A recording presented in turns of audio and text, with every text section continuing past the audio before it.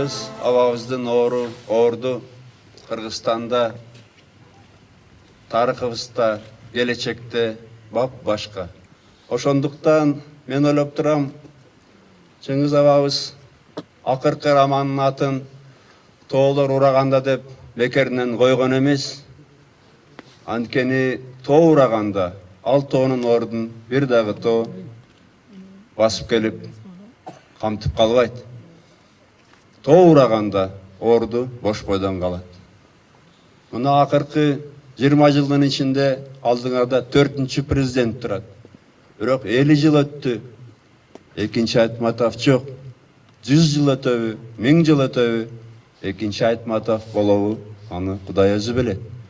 Албетте мен ишенем, Манастай мухитти жараткан кыргыз элинен Кудай буйруса Айтматовтар да чыгат, Чокморовтар да чыгат, Океевтер да чыгат.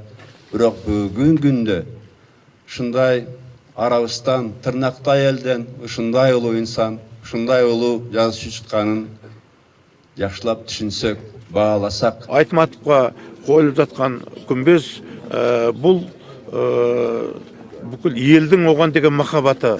Жалпы Айтматов қазақтың да, бүкіл қырғыздың да, және бүкіл түрк әлемінің шырқау биігі боп, шырқау шыңы боп тұра береді.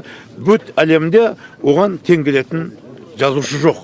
Сондықтан оның ол мәңгі жасайды.